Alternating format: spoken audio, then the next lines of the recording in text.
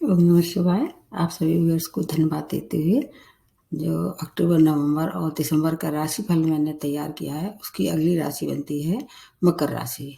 मकर राशि इसकी स्वामी राशि शनि है और शनि अभी वक्र अवस्था में चल रहे हैं और 23 अक्टूबर से ये मार्गी हो जाएंगे। तो वैसे तो मकर राशि की स्वामी राशि हैं ये, और अभी इन पे साढ़े साथी का सेकंड फेज चल रहा है और 17 जनवरी के बाद फिर ये आपके साढ़े साथी के लास्ट फेज में आ जाएंगे। तो अब जो जैसे मैंने प्रारंभ में ही बताया कि स्वामी राशि बहुत महत्वपूर्ण रोल करते हैं, पूरे जीवन भर करते हैं, और इस समय तो इन पे साढ़े साथी चल रहा है और शनि की वजह से ही थोड़ी इन्हें परेशानी दिखाई दे रही है। अगर नेटल चार्ट में शनि अच्छे हैं तो फिर आप मकर राशि वालों को बहुत परेशान नहीं करते हैं, मकर और कुंभ राशि वालों को। अब शेष जो लंबे समय तक रहने वाले ग्रह हैं उसमें है गुरु। गुरु आपके 3rd भाव में चल रहे हैं और आपके 12th भाव की लॉर्डशिप इनके पास है। 2 भाव के मालिक रहते हैं हर एक नेटल चार्ट में।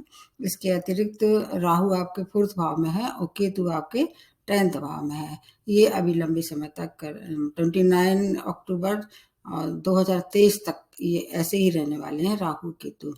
अब रही गुरु की बात, गुरु 24 नवंबर के बाद मार्गी हो जाएंगे। तो 2 बड़े ग्रह मार्गी, एक अक्टूबर में हो रहा है मार्गी और एक हो रहे हैं नवंबर में। उसका वीडियो मैं आपको अलग से बताऊंगी। और इस महीने एक और विशेष बात हो रही है, सभी राशि वालों को ये सूचित करते हैं, उसका वीडियो भी मैं बनाने वाली हूँ।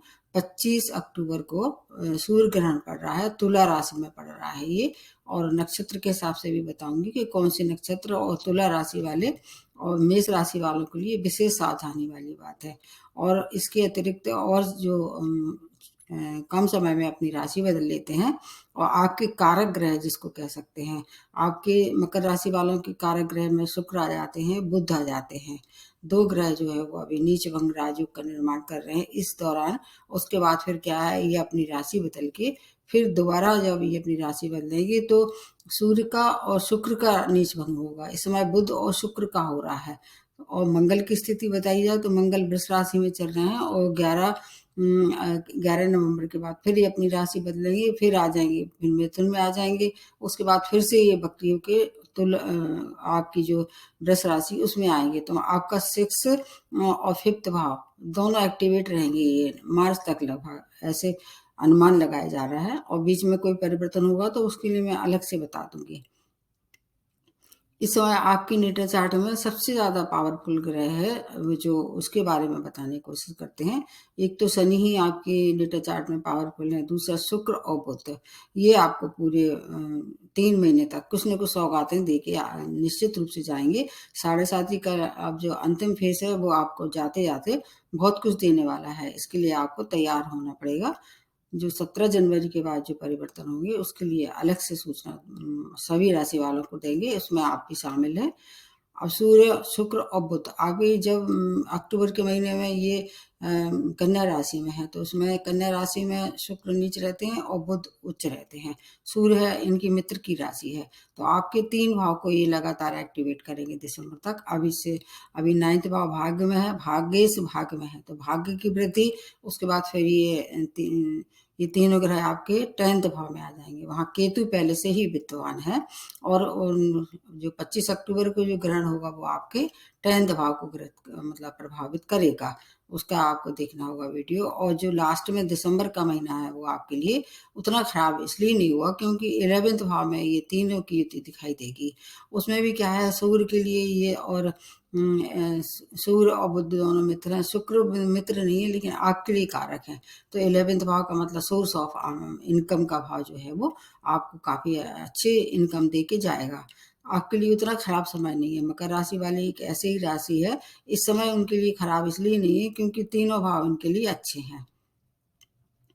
अब और बता देते हैं कि आपको क्या क्या सावधानी रखनी पड़ेगी, कहाँ कहाँ थोड़ी सी परेशानी हो सकती है। जैसे मैंने प्रारंभ में ही बताया कि मंगल की स्थिति जो है वो आती जाती रहेगी। मंगल 2 भाव के लिए आपको प्रभावित करेंगे, 5th और आपके 6 भाव को। तो 6 भाव इनका कारक भाव है, 5th में कारक नहीं है लेकिन फिर भी ये केंद्र मूल त्रिकोण भाव है। तो स्टूडेंट के लिए विशेष ये सफलता भरा समय होगा। आप मनचाहे जगह हायर एजुकेशन के लिए अप्लाई कर सकते हैं, क्योंकि गुरु की एक राशि आपके 12th भाव में है। तो देश विदेश के लिए आपके लिए अगर कोई काम अटका हुआ था तो आप उसको मिला के अगर करेंगे तो आपके लिए ज़्यादा फायदा होगा। और जहाँ तक है आपके भाग्य की बात है, भाग्य का मतलब 9th भाव है।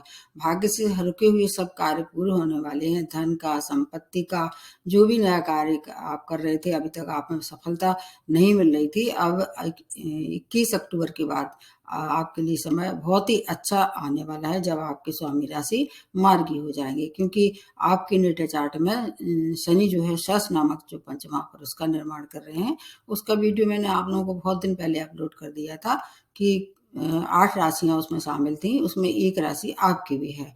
किसी में हंस नामक पंचमहापुरुष, किसी में शश नामक। तो आपके लिए इनकी जो दृष्टियां, उनसे थोड़ा सा आपको बचाव रखना है।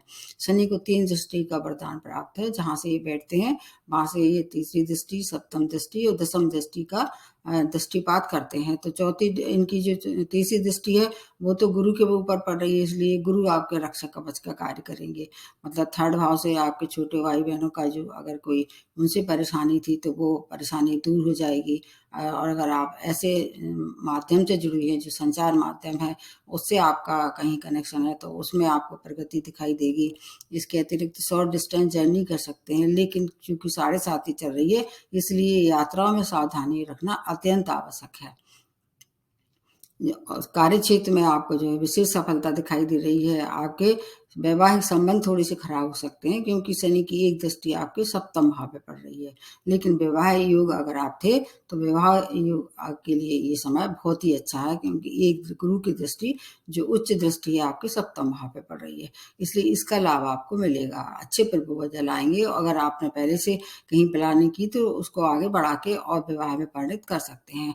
व्यापारी के लिए समय बहुत ही अच्छा है। और अगर आप व्यापार में विस्तार करना चाह रहे थे तो आप अक्टूबर के बाद 23 अक्टूबर के बाद ये काम करेंगे तो और ज़्यादा सफलताएं प्राप्त होगी। 9th भाव एक्टिवेट होगा तो दूर स्थान की यात्राएं भी कर सकते हैं। शॉर्ट और लॉन्ग डिस्टेंस दोनों तरह की जर्नी आपके लिए अच्छी रहेंगी। लेकिन जैसे मैंने प्रारंभ में बताया कि यात्रा में थोड़ी सी सावधानी रखनी पड़ेगी। आपके 3 भाव 9th 10th और 11th भाव को ये तीनों जो ग्रह है वो आपको एक्टिवेट कर देंगे। हालांकि सूर्य और शनि मित्र नहीं है, लेकिन चूंकि नीच भंग हो रहा है इसमें, इसलिए आपको ज्यादा हानि नहीं होगी। शुक्र की शुभता आपको पूरे 3 माह कुछ कुछ आपको उपलब्धियां कराती रहेगी, क्योंकि शुक्र आपके लिए कारक माने जाते हैं। मकर राशि वालों के लिए बुध और शुक्र कारक है, तो धन की प्रचुर मात्रा में प्राप्ति होगी। अगर आप जॉब में हैं और प्रमोशन ड्यू था तो इस समय आप चाहें तो प्रमोशन के लिए अप्लाई करें, आपको सफलता मिलना तय है। अगर जॉबलेस थे, बार बार आप कोशिश कर रहे थे, सफलता नहीं मिल रही थी, तो आपको जॉब की भी प्राप्ति हो सकती है। भाग में वृद्धि के साथ साथ बहुत सी शुभ सूचनाएं अब आपको मिलने वाली हैं।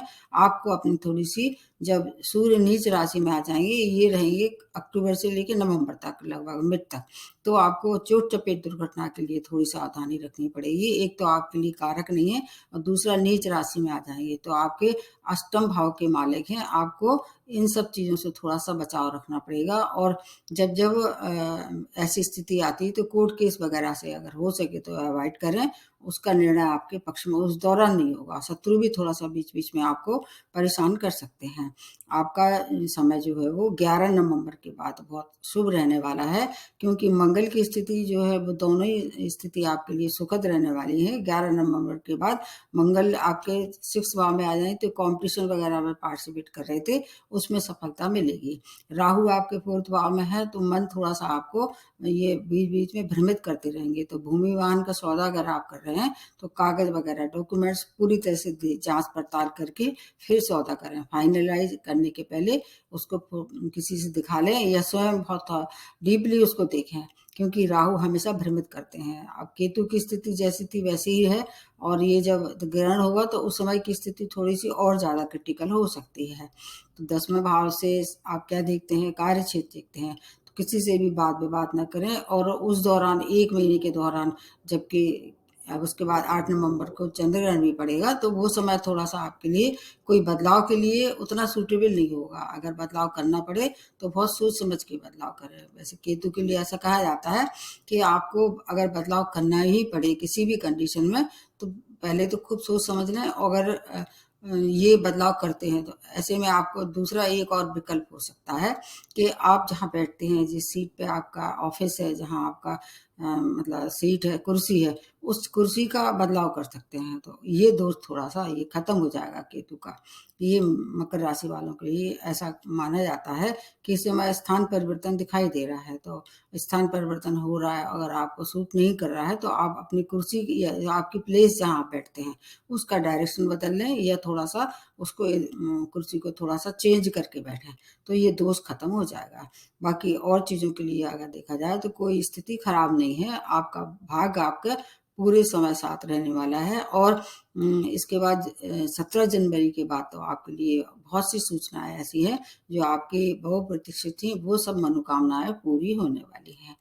फिर भी आपको कोई परेशानी है, साढ़े साथी का आप जैसे आप कर रहे थे अभी तक उपाय, जैसे मंत्र शनि मंत्र कर रहे थे, शनिवार को नीडी लोगों को दान कर रहे थे, ये सब जैसे कर रहे थे रेमेडी वैसे ही करते रहें। छाया दान आपके लिए सर्वोपरि होगा। और इसके अतिरिक्त गणेश जी की उपासना भी आप कर सकते हैं। कोई भी परेशानी, कोई भी विघ्न है तो गणेश जी आपके विघ्न को दूर करेंगे। तो आज यहीं समाप्त करते हैं। नमस्ते और धन्यवाद।